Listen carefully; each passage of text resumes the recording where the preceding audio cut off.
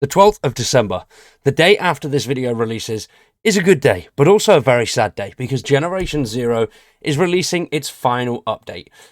Systemic Reaction has wrapped up production with Generation Zero. That is it. It is game over after almost 6 years. It's been a good 6 years. Yes, there's been downs, but there's been a lot of ups as well. Generation Zero, despite its flaws, has been an awesome game for a very long time. It has a lot of bugs, it has a lot of issues, but it is still a really good game, and it is loads and loads of fun. The team behind it have put a lot of work into it, and this final update looks to be an absolutely insane one.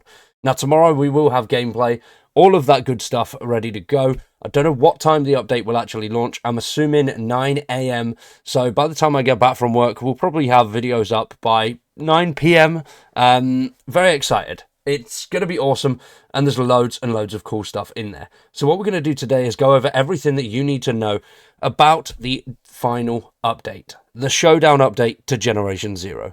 Now, a lot of it is already out there and known. This video is just going to wrap up everything that we know so far. There will be patch notes tomorrow, which we will cover tomorrow alongside some gameplay. If that sounds good, subscribe to the channel and stick around for much more Generation Zero as we cover the final update and a whole host of survival stuff as well. Let's jump in and check out the Generation Zero Showdown update. Now, one of the most important things that is coming to the game is a brand new island. Now, this island is awesome. The island is this one here. This is on the left-hand side of the main island itself. Now, very cool. It's not massive, it's not sprawling, it's not as big as Himfile, and I've been able to piece a lot of this together through screenshots and various other bits that they've showed us. Now, a lot of people know that this one it looks pretty damn brutal. Similar to the mountains region in terms of the hills, the mountains that are on it. It looks big. It looks like a lot of this update is going to be focused underground on that island. Now, I could be wrong there, and we could just be going up and down hills like there is absolutely nobody's business, and motorbikes are not going to do anything, and we're going to die a lot, and maybe even restart the Swedish space program. We'll have to wait and see. But this new island looks insane. It's going to come with, I'm assuming, a whole host of safe houses. I reckon probably 4, maybe 5. It's not a very big island, and it's going to come with all that usual stuff of tons and tons of machines on there. But from what we've seen so far, it looks like a lot of it is going to be based around bunkers. Now, when it comes to the storyline itself, the storyline is going to be wrapping up the Generation Zero story, carrying on from the Phoenix Rising DLC. So all of that stuff that happened in the game, going all the way through to Phoenix and how they evolved themselves, that is going to be played out on this island where we come to its final conclusion. Alongside that, we've also got 3 new experimental weapons. The shotgun, which looks like it shoots some form of fire rounds. The HP5 SMG, which looks like it's got some form of tracer on it. I'm not 100% sure if they're tracer rounds, but it does look that way. And then the Any Ammo AI-76. Now, we don't know how far that's going to go. Is it going to be a complete blanket? And you can put anything in there, so you could put those 40mm grenades in there if you really wanted to, which that would actually be insane. Although, I see a lot of crashes if that does happen. Now, as well as that, there's also loads of other little bits, such as base defense updates. Now, we're going to be able to craft new machines which generate resources. Now, we know we've seen one of these machines. We don't know whether we're going to have something that's going to craft every single resource out there, or whether it's just going to be for certain high-value things like wood and lead, stuff like that. But not 100% sure. Whether they're going to work when we're offline or not, don't know. I think it's just going to be something that's built into your base, and then that will work as and when you sort of move around the game. And if you do come off, then it stops farming those. I don't think it's going to be something that happens in the background. But either way, it's going to be a nice, easy way to gain resources on the fly without too much attention to detail or actually having to farm at all. So, pretty damn cool. Hopefully, they're not too much of a drain on resources when it comes to build them. Now, as well as that, we've also seen hints at some form of changes to the companion. Not too sure what they are, but there's been some companion shown. So something's going to be changing with that companion, and how far that's going to go, I'm not 100% sure. I've not really used the companion all too much. I didn't find it very viable. Didn't really do what I wanted it to. And if I was just going out of bounds and not really worrying about too much, and something locked onto me and I was in combat, then it just joined in, and then that, well, yeah, it could be a pain in the ass, but it could be useful.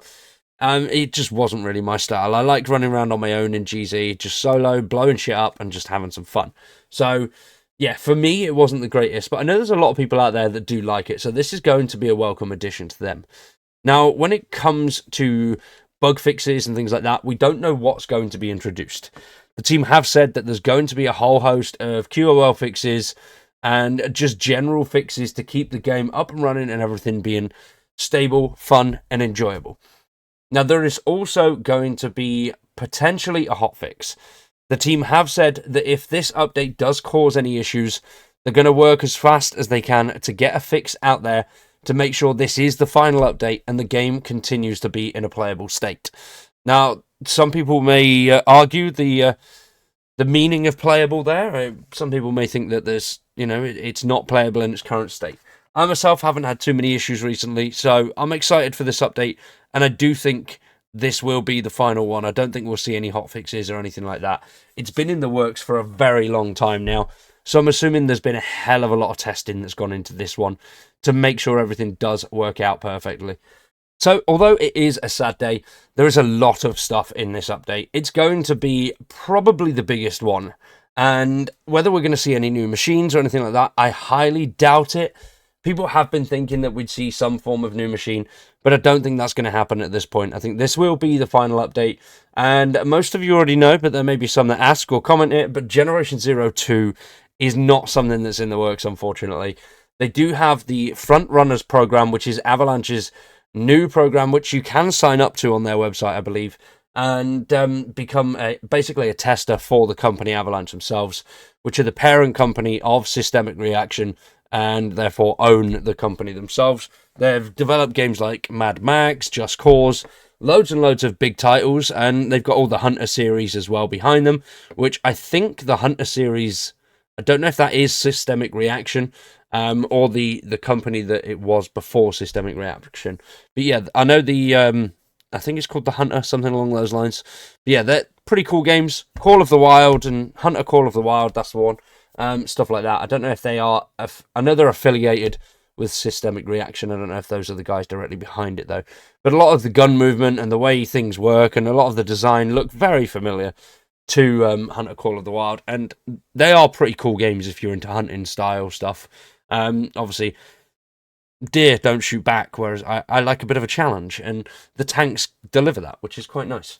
So today we're going to wrap that one up there. We will be back tomorrow with some patch notes and, of course, some gameplay of this final update. I'm very excited to get stuck in and try it out myself. I cannot wait.